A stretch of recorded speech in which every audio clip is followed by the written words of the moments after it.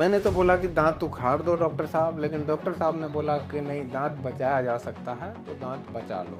तो उन्होंने आरसीटी बताया।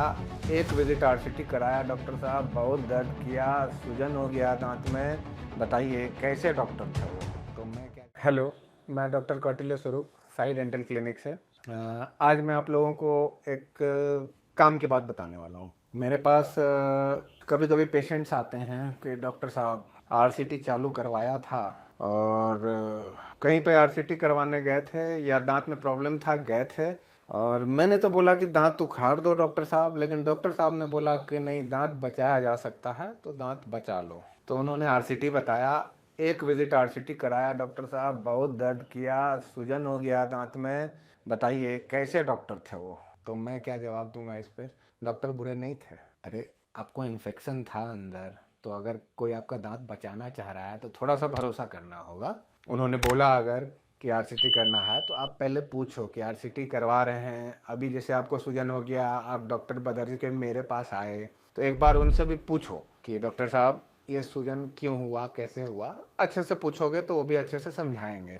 तो उनके बदले मैं ही समझाता हूँ। आरसीटी करना हमने चालू किया। आरसीटी क्यों किया हमने, क्योंकि दांत पूरी तरह से डैमेज होगा तभी किया, ठीक है। तो कभी कभी क्या है ना, आरसीटी करने वाले दांत में इन्फेक्शन होता है, एब्सेस बोलते हैं हम लोग उसको, पेरियपाइकल एब्सेस बोलते हैं। तो उसमें क्या है, पस बन जाता है। अब आरसीटी का फर्स्ट डे हमने कैनाल लोकेट करना होता है, नस को खोजना होता है, ठीक है। पूरा नस निकला नहीं निकला वॉटेवर, उसमें मेडिकेशन डालना होता है। मेडिकेशन प्रॉपरली फर्स्ट विजिट में जरूर नहीं कि गया अच्छे से, तो सेकेंड विजिट में हम लोग को करते हैं। अब क्या है कि उसके ऊपर टेम्प्रेरी सीमेंट लगा के हम लोग भेज देते हैं। टेम्प्रेरी सीमेंट कभी निकल गया किसी गलती से, कोई कारण से, अगर एक ही दिन में निकल गया तो दांत खुला है, उसमें पूरा खाना जाएगा, तो वो जो इन्फेक्शन है वो बढ़ेगा, एब्सेस बढ़ेगा, स्वेलिंग बढ़ सकता है, ज़्यादा हो सकता है। तो ऐसा नहीं है कि कुछ डॉक्टर ने कांड कर दिया।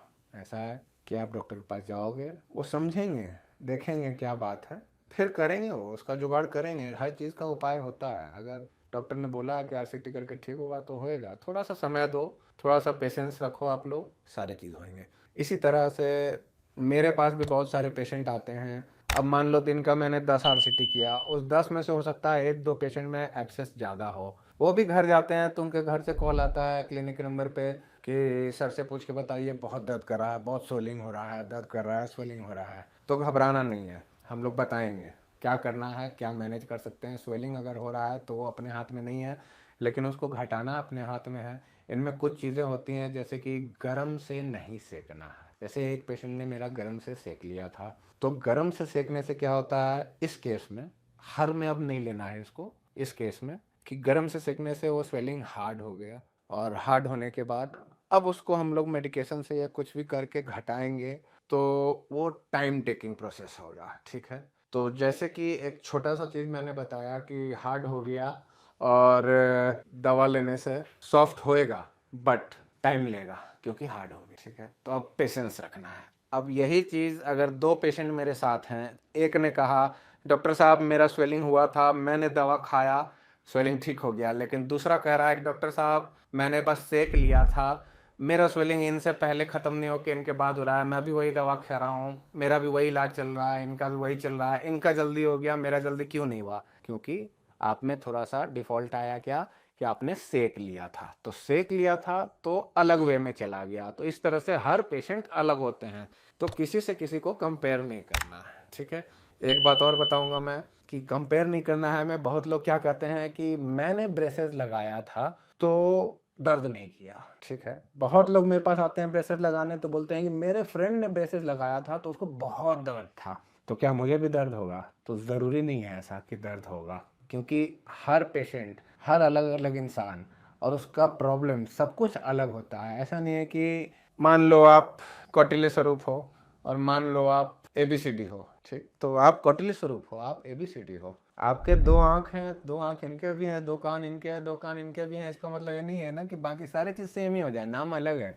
उसी तरह से बॉडी फीचर्स, फंक्शन सब कुछ अलग अलग होते हैं, तो डिफ़र करता है। एक ही इलाज किसी पे बहुत जल्दी रिएक्ट करता है, एक ही इलाज किसी पे बहुत स्लो लेता है, ठीक है। तो इस तरह से बस मैं यही बताना चाहूँगा कि कभी आप आरसीटी करा रहे हो या कुछ दिक्कत है, स्वेलिंग हो रहा है, तो डॉक्टर पे अपने ट्रस्ट करो, पहले भरोसा करो, उनसे पूछो, समझो, अगर आपको लगता है कि नहीं अब मैं सेटिस्फाइड नहीं हूँ इनसे या आपका प्रॉब्लम नहीं सॉल्व हो रहा है, और तब आप नेक्स्ट डॉक्टर पे जाओ। नहीं तो पहले क्या आप समझो और डॉक्टर क्या बोल रहे हैं। जैसे हम लोग के पास ऐसा रहता है, एक पेशेंट थे बहुत स्वेलिंग लेके आए थे, उनका टेम्पररी सीमेंट निकल गया था, उनको हम लोगों ने बताया समझाया, वो समझी, 10 दिन का मेडिकेशन चला, अभी क्या है सब कुछ ठीक है, उनका स्वेलिंग भी खत्म है, उनको ट्रस्ट भी है अपने पे और बड़े अच्छे से सब चल रहा है। बीच में उन्हें भी प्रॉब्लम लगा और उन्होंने मेरे से सवाल किया कि डॉक्टर साहब कुछ गलत तो नहीं है, कुछ गड़बड़ तो नहीं है। तो हम लोगों ने वैसा समझाया कि नहीं हम लोग इसको करेंगे। उन्होंने ये भी बोला कि डॉक्टर साहब अगर आपको लग रहा है